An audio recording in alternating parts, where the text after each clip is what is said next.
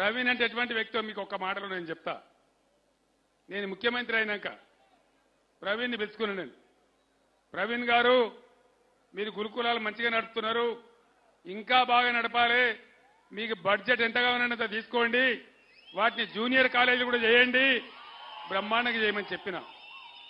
Telangana గురుకులాలంటే international schools కు సమానం.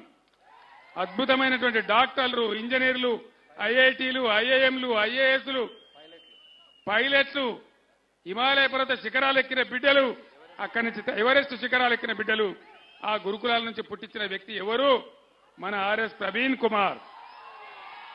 ఆయనకు ఒక కమిట్మెంట్ ఉంది, దేశాన్ని బాగు చేయాలని ఉంది, అట్టడుగు వర్గాలను పైకి తేవాలని ఉంది, మన రైతులను కాపాడుకోవాలని ఉంది, మన రాష్ట్రాన్ని మేలు చేసుకోవాలని ఉంది.